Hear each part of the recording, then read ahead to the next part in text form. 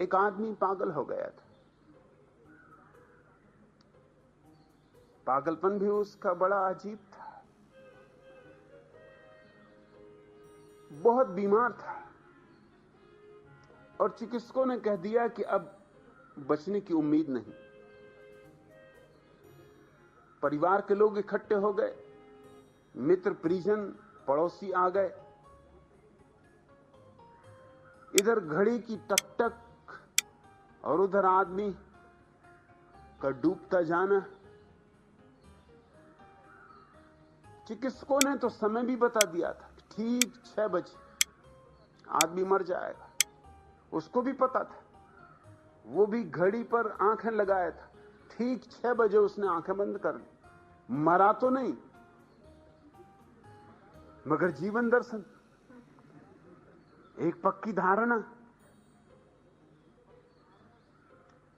थोड़ा सा सुबह भी हुआ, हिलडुल के भी देखा, थोड़ी बहुत आंख भी खोल के देखी होगी कि घड़ी भी दिखाई पड़ती है, लोग भी दिखाई पड़ते हैं। लेकिन पत्नियों को तो आप जानते ही, पत्नी पास में बैठी थी, आंख बंद करो। अरे मर के और आंख खोल तो शर्म नहीं आती?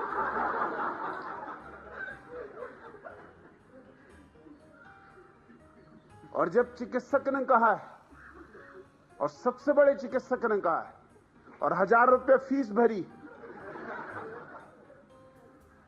तो कोई झूठ थोड़ी कहेगा। तुम मर चुके।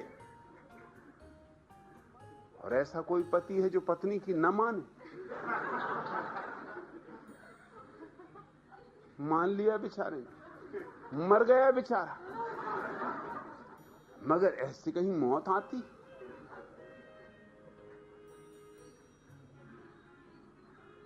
आंखें बंद किए पड़ा है।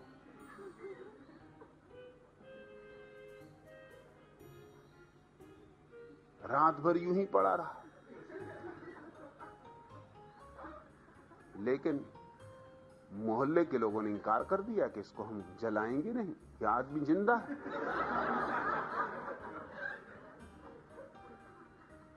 मजबूरन पत्नी को भी मानना पड़ा, चिकित्सक को भी बुलाना पड़ा, लेकिन तब तक देर हो चुकी थी। वो आदमी रात भर इसी जीवन दर्शन में जिया कि मैं मर चुका, कि मैं मरी चुका।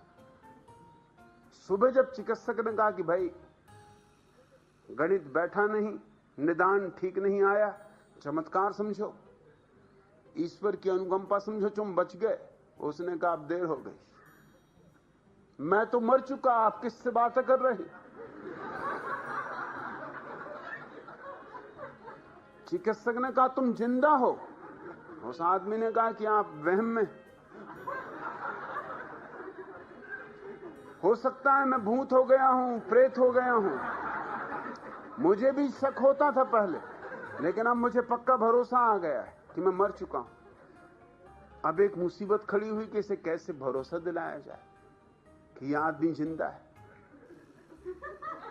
पत्नी ने चिकित्सक से कहा कि आपने ही झंझट खड़ी की, अब आप ही सुलझाओ, और जो फीस लेनी हो ले लेना, मगर इसका जीवन दर्शन बदलो। वो उठे ही नहीं। नाश्ता तैयार है, वो उठे ही नहीं। दफ्तर जाने का वक्त हो गया, वो उठे ही नहीं। सच पूछो तो उसे मजा भी बहुत आने लगा कि ये भी खूब रही, न दफ्तर जाना है, न कोई चिंता, न कोई फिक्र, अपने बिस्तर पर लेटे। ये तो जीवन से भी बेहतर हो गया। अरे तड़पते थे एक एक दिन के लिए छुट्टी मिल जाए, यूं छुट्टी मिल गई सारी चिंताओं से।